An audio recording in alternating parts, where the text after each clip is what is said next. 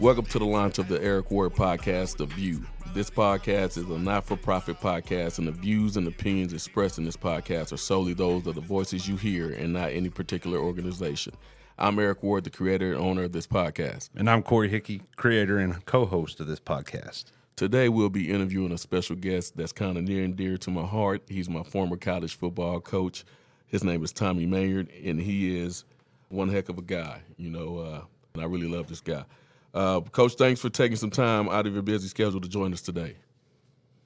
Like we said off the air a minute ago, I'm honored to be on this podcast, the Eric Ward podcast, and more importantly, to be the first guest. I must have really fooled you down the road back in the day. You really motivated me, Coach, and you were the first to come to mind. I have a set of questions I would like to ask you and get your viewpoint on them. The first question would be, as a Division I college coach, how did you balance family life? I started at the D2 level and worked my way up. The hardest part, that is one, to be honest with you, that's the hardest part for me, being a coach in college for 22 years, was trying to develop my kids and be a good husband, when you're trying to develop a bunch of other kids as well. And it was easy before I had children or when they were very, very young. Before I got married, it was no brainer. All my time went to the student athletes, and as my kids got older, as my marriage, as I got married and my marriage grew stronger, it was like, what's the balance, and you got to give a little to get a little. And yes, that was the hardest part, and those are tough decisions that coaches got to make. And it's gotten harder, to be honest with you. Now with the portal, and I'm sure we're going to get into that later, but with the portal and the NIL stuff going on, it's even more time taken away from your family. And so that's a tough thing that you got to balance. As my kids got older, I brought them around the field, and the kids more, the players more. Yes, sir. And I try to get the players around my family more, and try to balance that to where, hey, we're all in this thing together, because I'm invested in all of it. I was never the kind of guy that was, a lot of these programs were, you get treated like meat, right? You Yes, just sir. get passed over and long. And I never believed. I always just try to invest in people, and you got to find a way to balance that out. And it's not easy to do. And so what I tried to do was get around, to where, they were all together, to where we could have everybody together, and they're all part of my family. Yes, sir. You touched on the fact that you started at the D2 level. Can you give us a kind of a glimpse of your coaching journey and how you start and where you've been and the impact you've had on certain athletes and what stood out, and just kind of give us a overview of where you started in your journey?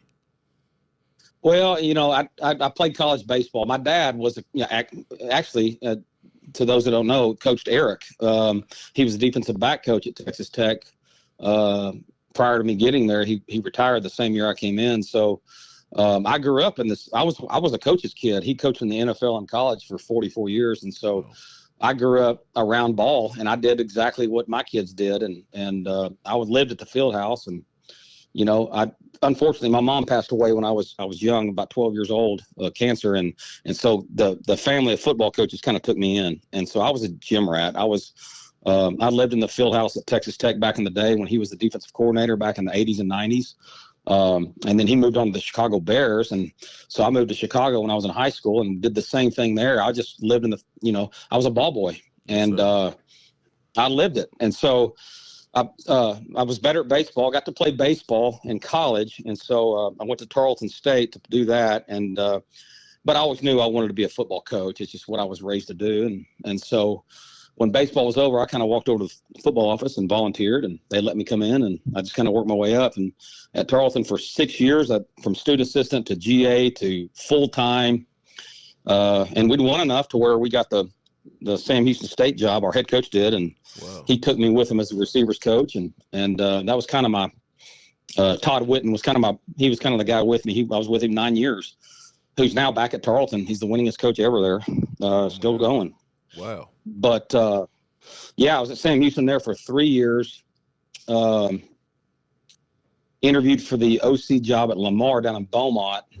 when they didn't have a program. They just brought it back. This has been 2008, 2007, and got down there, got the job, and was there about 18 months. And that's when the whole Leach thing went down at Tech, and they hired Bill and Neil Brown, coordinator, and I got in front of them.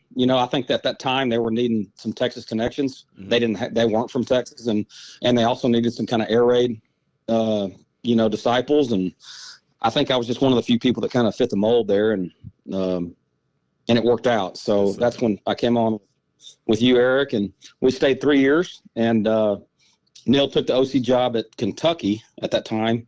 When Mark Stoops got the job, I went on to Kentucky with him as the receivers coach for 3 years there. Mm-hmm. Had a decent run, had a good run there. We kind of got the program going, and they had to make some changes at coordinator, and I was one of the guys that fell with it. And so Seth Luttrell, who was one of your coaches as well, well at Texas Tech. Yes, sir. I'd gotten to know when he was with my dad. We were both young coaches, and he'd gotten the head job at North Texas, and asked me to come along with him as the assistant head coach. And I think I had the longest title in the United States. It was like assistant head coach, co-offensive coordinator, wide receivers coach. So, wow.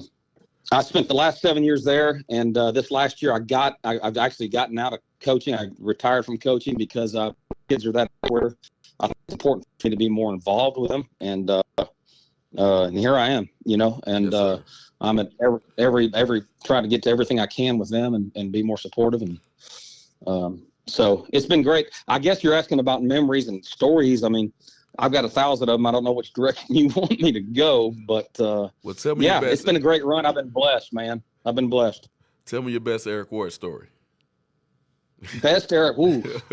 This should be There's good. some good ones. Man. I think I hope I didn't open a can of worms. It's like, again, do we want to go comical? Do we want to go serious? Do we want to go passionate? Because it was everything with Eric, because the best thing about coaching, for me, was when, if you're going to invest in somebody like, I tried to do, there's a lot of kids that never buy in, or they just never gain the trust, or you try as much as you can, but Eric did, and I think that's why our relationship was so special, because, I just believed in him and he believed in me. I knew it then at some point, right? He finally gained some trust in me, and I just felt like that we just had a friendship that was different, and, we could laugh, we could joke, we could get serious, we can work, I could get after him and he'd say, yes, sir. It was very respectful in both regards. I respected the way he worked and the man he was. I think one of the great ones is when he got married, on Easter, right, Eric? Yes, sir. It was Easter because, I kind of cornered him a little bit. And I said, hey, you've got a child, you've now got a wife, you're a college football player, you're a student athlete. Can you handle this? Are you sure you're okay? Just the guys talking, just making sure he's okay. Yes, sir. And he looked me right in the eye like he's never looked at me and said, Coach, I grew up without a dad, and I've always promised myself I would always be a great husband and a great father, and I will get this done. Don't you think twice about it. And I thought, my gosh, you could just see it in his eye that it was a matter of fact, and I said, okay, well, good. Let me know how I can help, Yeah. And he's to this day, right? I mean, he's sir. got a basketball team now. I do. And starting 5. and one of the funny ones was as we got the relationship closer and closer. We're at Kansas, and we're in a back then Kansas wasn't very good, and Tech had beat them consecutive years for a long time, so the pressure was a little bit like you can't lose to them, and Eric earlier in the season had banged up his shoulder. And they had to what do they put in your shoulder every pregame? It was like some type of shot. I don't like a cortisone shot. It was a shot. It was a cortisone shot. Yeah. Cortisone. So Painful. Eric about midseason came to me. He's like, "Hey, those cortisone shots work, but if the game goes on and on, man, that thing wears off fourth quarter sometimes, Mm-hmm. And we're at Kansas and we're a barn burner, and he's my guy, and he's over on the sideline. Fourth quarter hits, and he kind of looks at me and goes, Coach, we need to get this over with. My shoulder's starting to hurt. And I said, you're going to have to toughen up. You know, if tomorrow's going to suck. But right now, I need your shoulder to be just fine to win the game.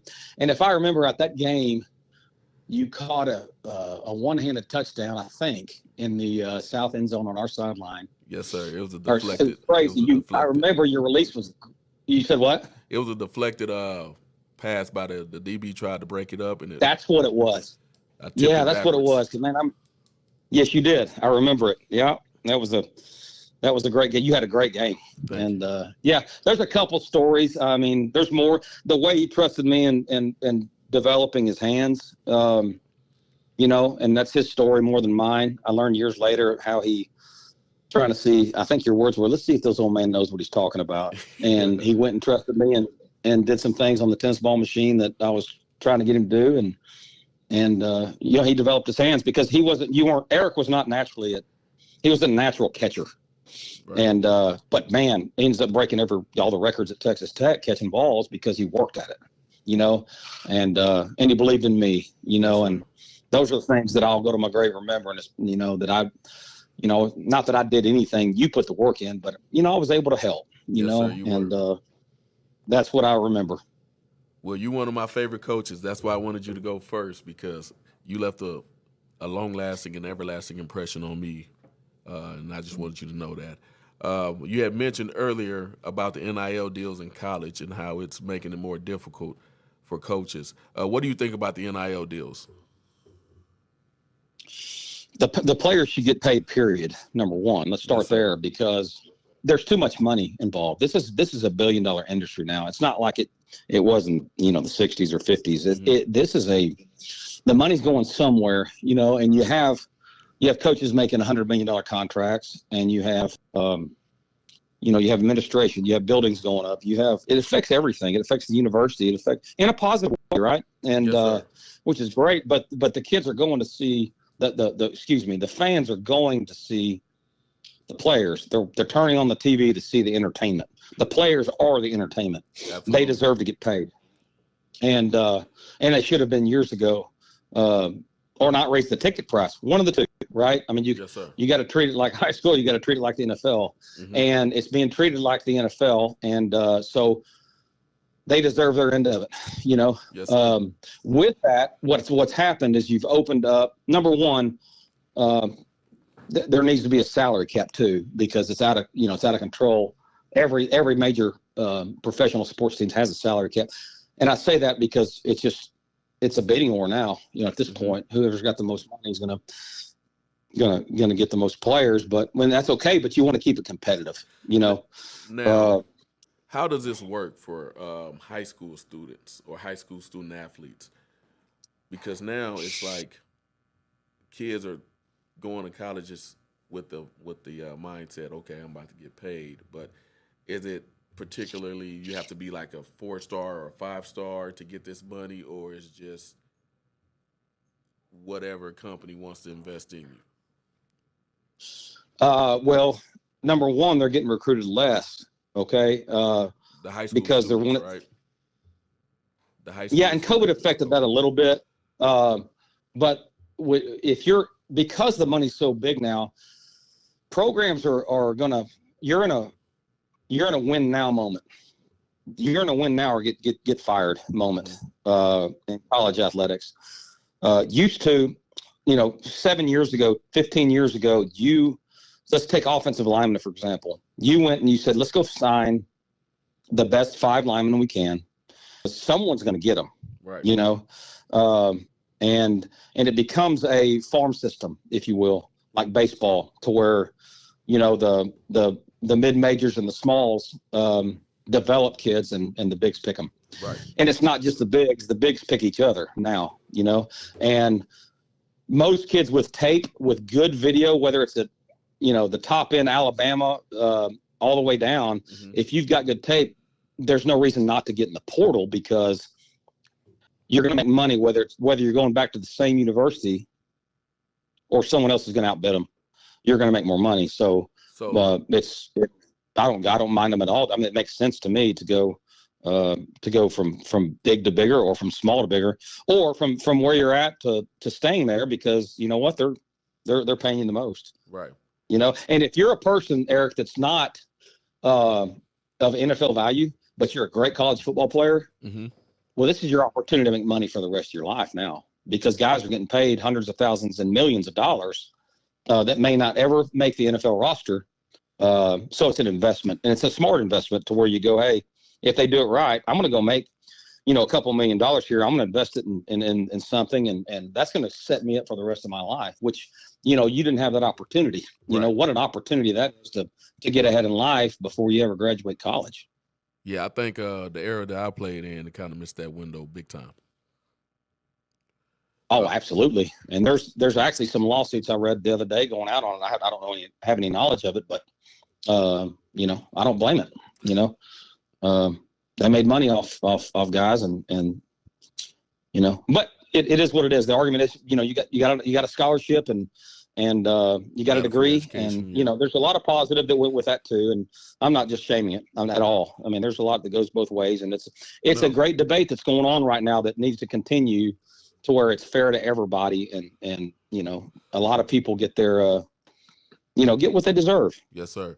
Which brings me to my next question. What has changed with athletes since you have gotten into coaching, and now that you're out of coaching? What was your start to finish approach to kind of reflecting on what has changed with the mentality of the athletes, the way they work? I remember at one point in time when I was in college, we had a five-star recruit who just, you know, his mind frame was just entitlement, but he didn't understand the work part of it.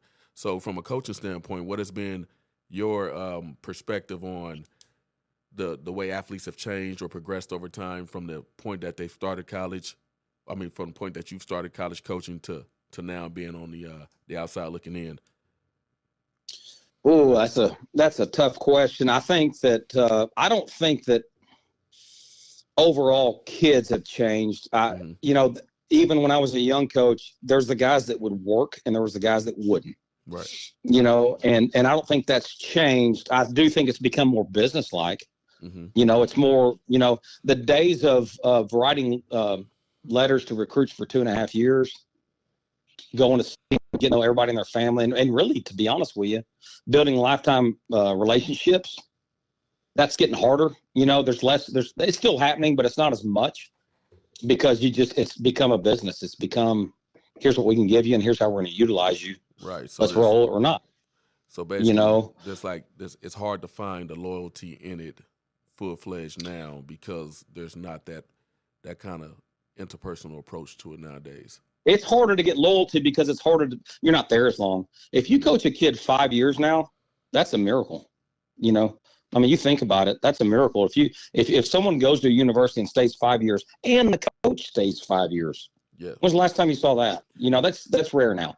That is rare. And so, know, at the high school level, I tell kids, don't pick a college because of the coach. Pick it because of something you like about it or how it serves you, because coaches don't stay there. No, that's right, because coaches come and go, and now the players are coming and going. So it's hard to,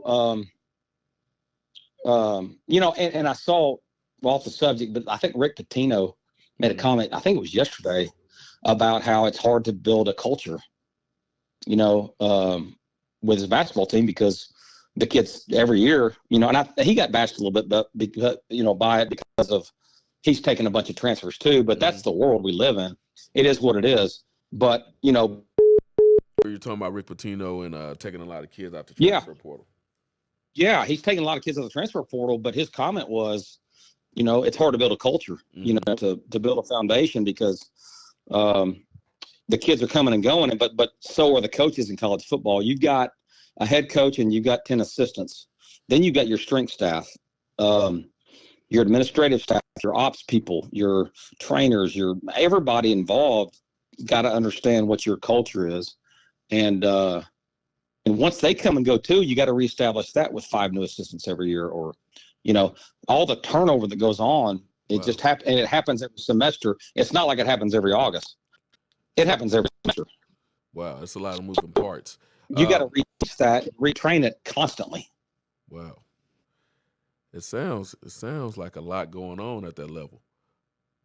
Yeah, and the hours of coaches, as bad as it's bad as it's been, it's gotten more because of, now that the portals happen, now it's, all of the summer kids are coming through and if a kid just calls you on a whim and says, a great player, like Eric, when I was at North Texas, what a great area because people are traveling I-35 all day, every day. And you might get a call in summer, in the middle of summer and there's a great player and he goes, "Hey coach, I'm coming by this weekend." Well, that may be the one weekend you had off. Right. And he said, "Can I come by and see you?" "Oh, yes, you can come by and see us." Well, that affects the position coach, that affects the coordinator, that affects the head coach, that affects the recruiting coordinator, his assistant, the equipment manager, because we got to do the photo ops. It affects everybody. Right. You just don't have as much time, and you just told your wife you were taking the kids for the weekend to go do something, and all of a sudden that's canceled, and it just affects a lot of things. There's a lot of hours, as many hours as college coaching has been in the last 100 years. Now it's gotten to where it's just full time. It's all the time. You're on the clock. So you kind of touched on this question, but can you answer this in a little more depth? Is it tougher now to receive a college scholarship coming out of high school to play at the next level? It is because there's less numbers. The numbers are going to each transfers, Okay. and that's got to obviously the numbers balance out at some point. But it's right now you can. I think the best way to put this is it's minor league baseball. They're not leveled that way, but if somewhere, junior college, Division III, Division II, whatever, FCS, lower tier Division I, if you can get somewhere and put stuff on tape, that's what the big ones want to see now because they want to see you've done it at that level. Okay, so say how they don't want to develop you. I can say they don't want to. They'd love to develop you, but they don't have time to before they get fired. Right. So because the turnover is so fast now. The turnover is so fast, they're going to get rid of you if you don't win. Okay. So you have to win now. So they want guys that are ready to play right now. So when you get kids that get when you get kids that get these D3, D2 offers, like that's equivalent to getting a D1 offer 10 years ago because there's not many scholarships to go around. That's the best way to put it. We signed 2 years ago. My last signing class, we took 2 receivers out of D2, and we took a defensive end out of D2, and he's going to probably get drafted. The receivers are great players for us. They're future too. I'm not saying they won't. They were great for us. Division I, and let's go. Make them play at Division II. But they were ready to play. They'd been there 2 or 3 years. They developed and they put tape together to where we can go. Well, this guy can help us now. Okay.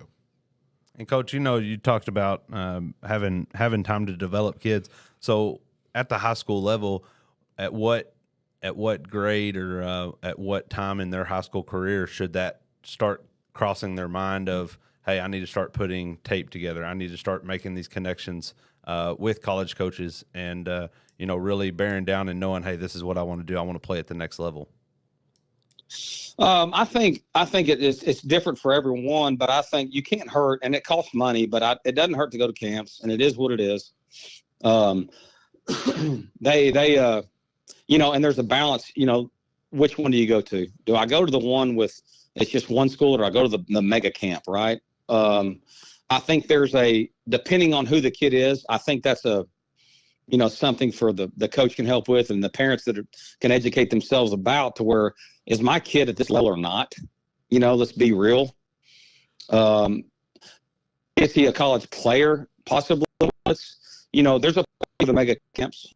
We had them, but we had, I think last couple of years we had them. It was North Texas, Oregon, Oklahoma, Rice. Yes, sir. Were kind of the division. Utah was one of them, and then you had 15 SCS schools.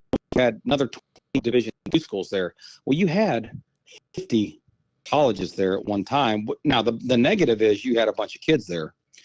but you had more eyes Right. looking at you.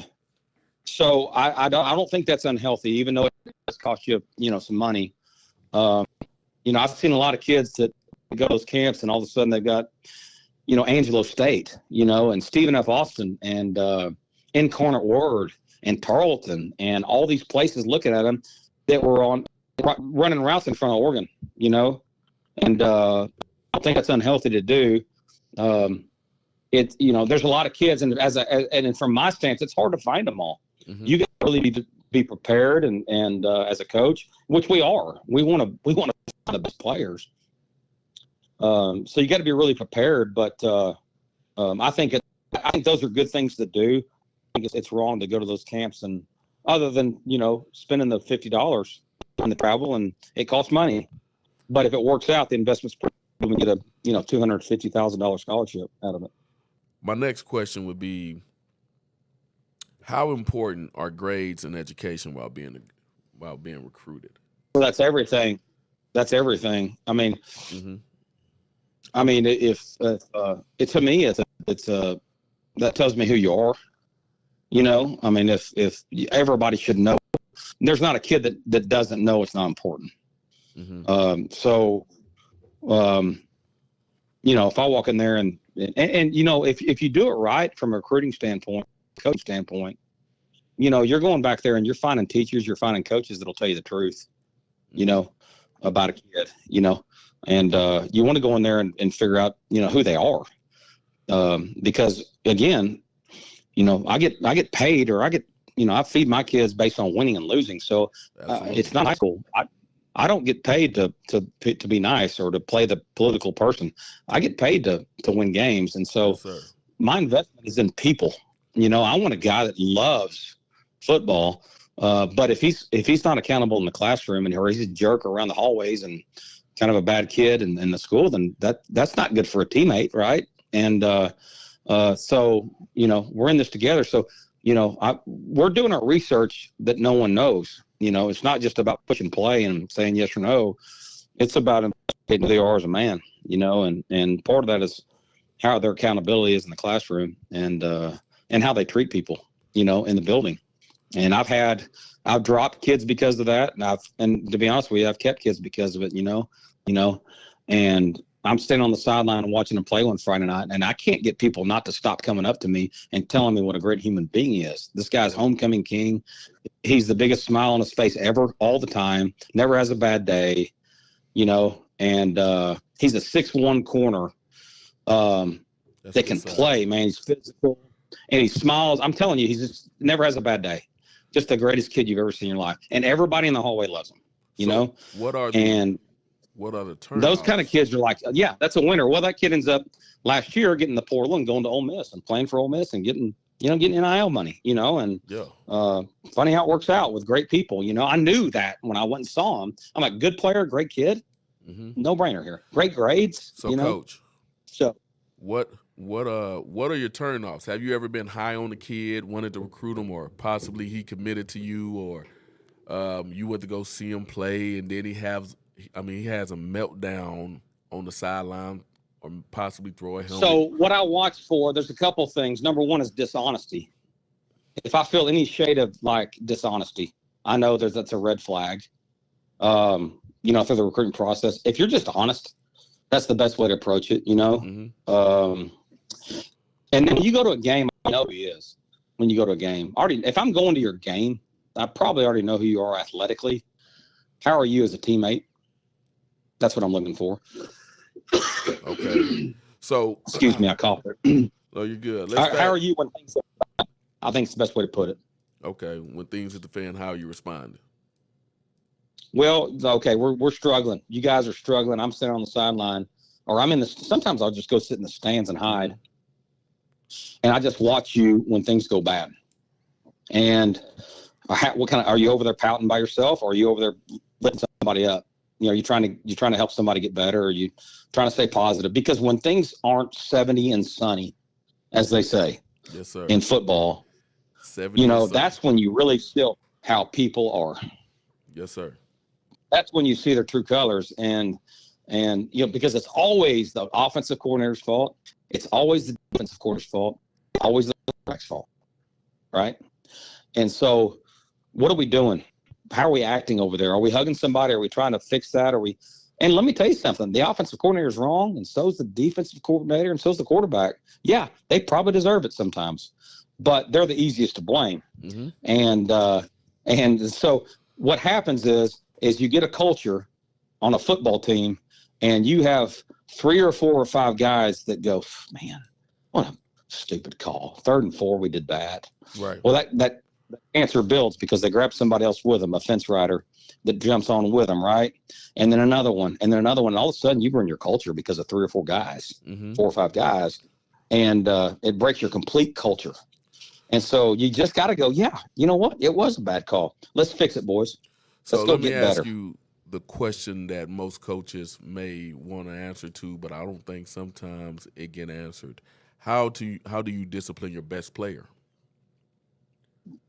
The same way I discipline my worst player. Okay. So you need that consistency to keep the culture going.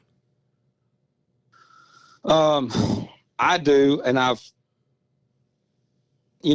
Eric, there's right and wrong. Yes, sir. There's just right and wrong. And I had a player a couple years ago. This is 3 years ago. He just wouldn't do his schoolwork. He's going to fail out. Mm-hmm. And I'm rolling him, right? In there, Mm-hmm. And he about walked out on me, and he didn't. Thank God he didn't, because he's such a great kid. And it was just a turning point in his life to where he's going to get a degree and move on and possibly be an NFL player. He's going to be successful. There's a turning point in people's life where you got to go, am I willing to break? Yeah. And he was at that point. And the next day he made a decision to be better. And he ended up winning a last second 60-yard touchdown pass that year for us. They hoisted him in our locker room over their heads and crying and, just a movie story, really was. And I was like, you know what, man, he made the right decision. And I was doing everything I can to save him. It wasn't like I was making a decision, draw this line. It was like, hey, man, come on with me. We got this. I'm with you, but you got to commit. Yes, sir. So, and he did. And this brings me to my next question, Coach. What determines playing time as a player in your position room? To be honest with you, my nuts are on the line for my job. Yes, sir. To win. And so I want the guys out there that I can trust, period. Mm-hmm. And sometimes me personally was hard-headed on that, I think during a route or during a play or versus coverages. And that takes time, man. That's not easy. And then you got to put technique with it, right? And then you got to put execution with it. Mm. That takes time. And, over the years, especially here recently, I played guys that didn't have the ability that some other guys did. And everybody would as a fan would look at it, would go, why is he playing that guy over that guy? That guy's more talented. Well, Mm-hmm. I don't trust him. I just don't trust him. I trust him. I'll lay in bed at night knowing that he gave it his best and he's going to make every play he can and be where he's supposed to be when he's supposed to be there. So what determines trust? Is it remembering the plays or being consistent, or also knowing your assignment, blocking when the ball is away from you, and just being a selfless teammate? All of the above. And I think all that falls under the umbrella of consistency in our program. If you're consistent across the board every day, all day, then I'm good, Okay. and I'll lose with you. I'll ride or die with you on guys like that. I'm in because I'm trying my best too, and I make mistakes, and I know you're going to make mistakes, but I know that you're on the same page with me, and you're on the same page with the quarterback, and you're a good teammate, and you execute. I'm good. Okay. We can look at each other in the mirror and go, we did our best, and go on. But I put a lot of hope into, these are mistakes, and won't name any names, but they've been across the board for 20 years about guys that, that have all the ability in the world, but just how many Saturdays are you getting out of them? Right. Well, Coach, would you say that? You know? Would you say on the recruiting side of things, would you say there's a misconception with high school athletes and Division I, Division II, Division III offers? Do you think that sometimes they see a Division II or Division III offer as kind of a slap, or where are we at on that? Well, number one, I think that anytime you get an offer, you're talking about less than 1% of American football players get a scholarship. It's rare, man. It's like winning the lottery. You are the best of the best, and it's even changed even more because, yes, to answer your question, I think that used to be the thing, and it probably still is. But I think they need to change their perception a little bit, because any kind of opportunity you get to put more stuff on tape could rebound you anywhere you want, and there's exceptions after exceptions after exceptions of that right now happening, of guys that just make plays and they end up going somewhere else, and somewhere bigger and making a name of themselves. But don't fool yourself. If you get a paid education, that's a miracle. Don't get it twisted with the 0.005% that make millions doing this thing. If you get an opportunity to go play college football, then you're blessed. Yes, sir.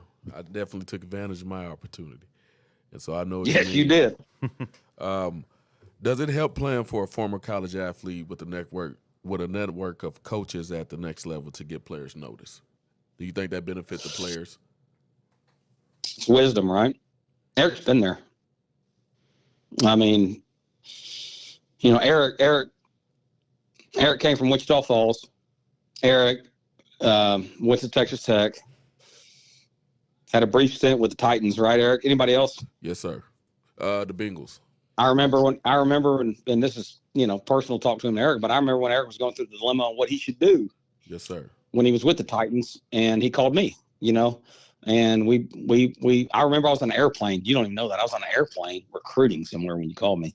Wow. I still remember the conversation about how you were torn on what should I do? I've got, here's my family situation. Here's what they've offered me, and here's what the situation is. And man, all that's wisdom, and it is a valued experience when you go through that kind of experience at the level that he went through at the Big 12, at a perennial place, especially for a receiver. It was a national place you went for a receiver at that time. Yes, sir. And so, yeah, it matters, because he's seen the good and the bad. And what Eric's also seen is the other teammates that have gone the other direction, that have made mistakes, right? That have failed for one reason or another, or been successful. Eric, he's like me. He's a people watcher. He can sit there and evaluate everybody in the room, and make decisions based off of that, and he can sit there and tell you what good decisions Jakeem Grant made, right? Yes, or he sir. can tell you what decisions some of those guys that made mistakes made, right? That probably should be making money playing football right now, but aren't, right, Eric? Yes, sir. They had all the ability in the world, but they're not playing. And you see that, and you can, that's experience, that no one else can give you. Yes, sir. What's one piece of advice that you would give high school athletes or even their parents, nowadays, about wanting to play at the next level? Oh man, experience about that. Quit hoping, quit making excuses, put in the work. Put in the work. That's the bottom line. You got to put in the work. There's no special magic wand. Outwork people, and while everybody else is playing their video game right now, put down the control. I call it video game. That's old school, but no, it's still video put game. down the control and go get on the cones, man. Go get on the cones. Just go work. Yes, sir. You know what to do. You know how to do it, but you don't ever conquer anything. Your body has got to be trained to do it. Your feet have to be trained to do it.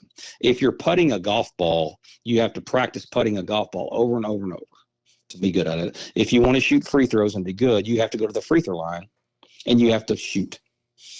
If you want to be great at your craft, then you have to work. And people that don't will find really, really quick ways to make excuses of why they're not good at it, why they're sitting on the couch. And you just have to get up and work. You know, I had a receiver here at UNT a couple of years ago named Jalen Darden. He was picked in the 4th round. Tom Brady handpicked him for the Bucs a few years ago. And I just never seen anybody like him. That is midnight, he'd be sending me clips. He somehow got into our indoor, somehow broken our indoor, and he's in there doing cone drills, you know, during camp. And I'm like, dude, we're about to run you for 7,000 yards tomorrow. Yeah. Go to bed. Yeah. Like, stop, you know, but that's who he was. And his idea was like, I have no other option, coach. I'm going to make the NFL, you know, and no one outworked him. And that's why he made it. He was undersized. He was 5. When I thought he was a 5'6.5", 5'7", 140 pounds. And he ended up leaving about 5'8", 5'9", 180. Rocked up, looked great. And but he did it. He ate right. He worked in the weight room. Was that one of the kids that you had showed me when I came up when you were wanting to get me in the GA and at UNT? Yes. Oh, yeah. He's number one. I remember him. Yeah. Jalen Darden. He was the alpha. You remember that? He was the alpha. He was my guy, man. And everybody knew it because and that's another thing to answer your question about, you know, high school athletes trying to get the next way. He was the leader. And he wasn't perfect, and he'll tell you that. But, you know, if you want to be a leader, you gotta do things right. No one's going to listen to you if you're part-time. Wow. You can't just show up and be a leader. You got to do it right on and off the field all day, every day. And he was that. I mean, he was never stopping. He was never stopping. You know, he just, everything he did, he was the first one in the meeting room. He was front row with a notepad, taking notes of everything. And it took him a while to get that. It wasn't from day one. He'll tell you.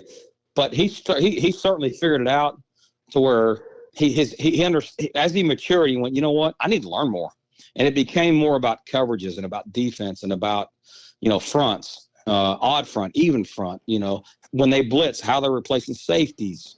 All that became into his equation. Like, if I want to be great, I need to understand what they're doing, you know, and, you know, just growth, you know, and that's what it takes to answer your question. You gotta outwork people. Yes, sir. Well, what was it about Eric that, as an athlete, that made your job easier as a coach?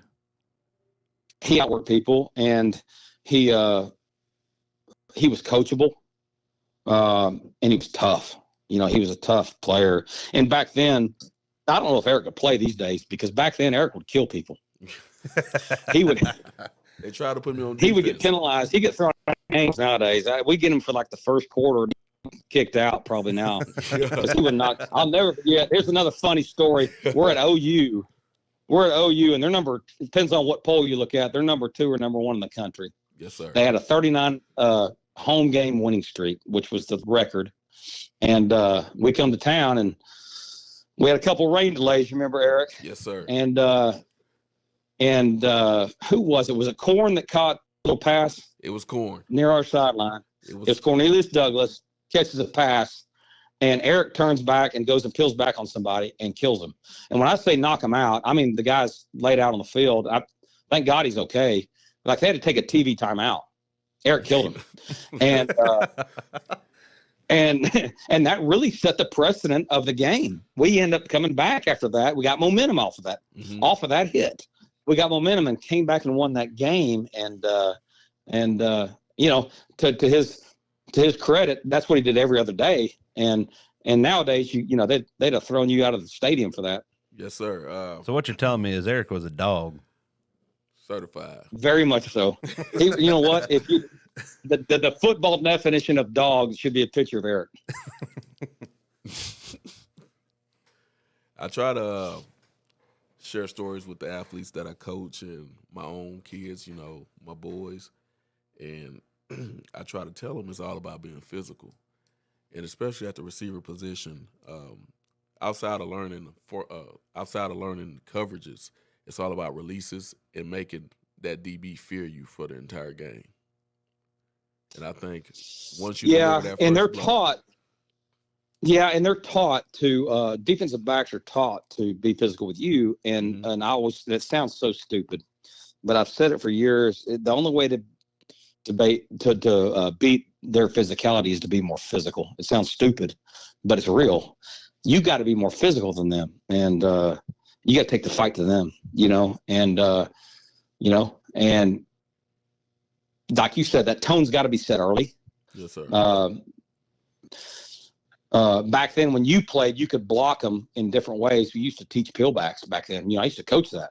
You'd make them think you're going the opposite direction and come back and come back from the other shoulder and put them down. Mm-hmm. Now you can't teach that anymore. And I get it. It's safety and the game has changed. But there's still a way to be physical. And I do think, and I've talked to a lot of NFL receiver coaches about this. I've talked to a lot of college, just trying to get better as a coach, talking about, they'll come to me and say, how do you teach blocking? Or I'll go to them and what's your technique? And I've gotten better at it. I really have, about how to teach it. But the one thing that never changes, and this is the same thing, blocking for receivers is 95% mentality.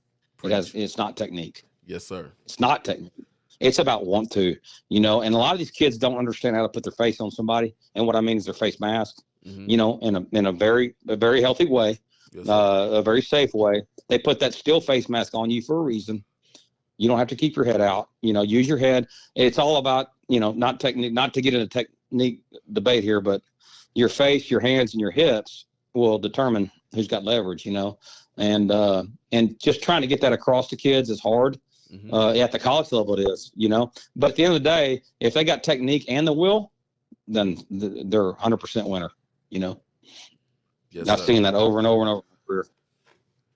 All right, Coach. Well, hey, we're basically at the point where we've asked all the questions, and you did a great job. And I want to first, well, let me know what you need, man. I appreciate you guys having me on. It's an honor, it really is, Eric. You're one of my favorites I've ever coached, and I wish you the world. And as you know, shoot. I'm always here for you, and whatever you need, man. Guys like you are why I did it. That's why I coached. Well, Coach, I'm going to play a little.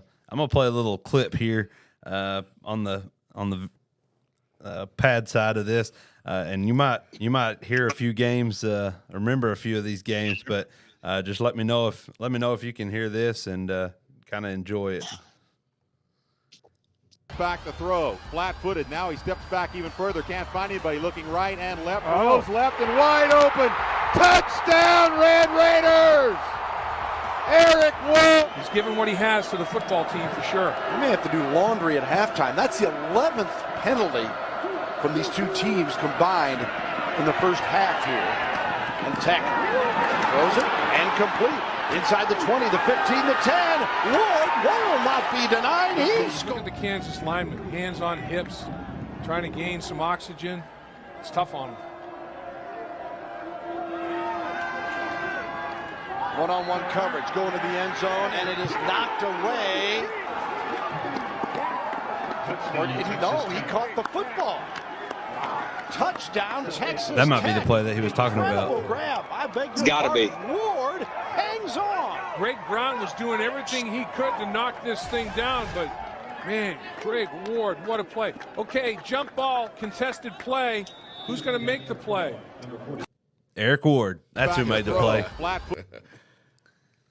Well, Coach, it's been a man, pleasure. those are all great memories, man, and so blessed to be a part of his life, your life, Eric, and all those memories. I'll go to my grave with them because they make me so happy because of the man you are now, the father you are, and the husband you are, and I'm just so glad to be a part of your life, to be honest with you. And I was able to be some kind of support, I guess, and I always will be. As you know, I told you that back then, and I hope I've lived up to that, and I will continue to be. You have, and I appreciate you, and I'm so thankful that we crossed paths, and you've been a blessing in my life, and hopefully I'll share the same blessing with my kids.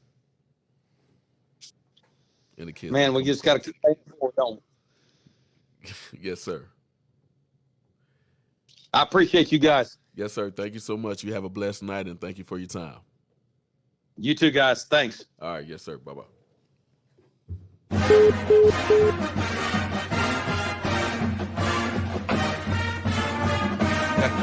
I should have played that while he was still on with us. That would have, boy, y'all, between you and him, between you catching the passes and him being the positions coach, y'all heard that song a lot. Yeah, man, it was pretty awesome. He's honestly one of the best coaches I've ever had. Well, who do you have? Who you got on the horizon for being on the podcast? I think this first launch episode, I think it's went well. We kind of ran out of time, but we want to definitely the beginning of the next podcast video. We will learn a little bit more about you, kind of where you came from, kind of where you started out this whole journey called life, and kind of learn a little bit about you. Yes, sir. But I really think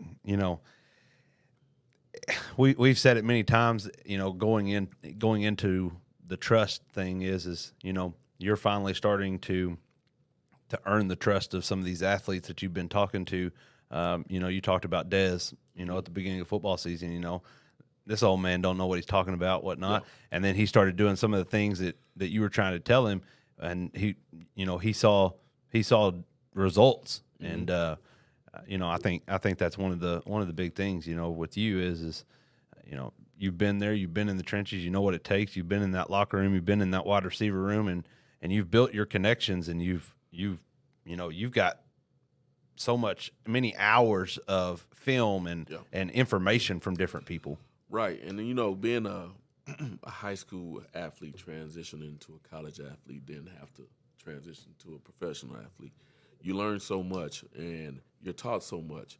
And so being in a position where you can share that knowledge with kids, first it does take them to trust you, because kids don't care how much you know, they care how much you care for them. Mm-hmm. And so they'll open up when they realize, okay, this is a genuine person, he has my best interests at heart. And so my job is to share the knowledge that I have. Right. Their job is to learn and be receptive and, use the tools that I'm giving them. Right. And so it's been a blessing, and I enjoy coaching.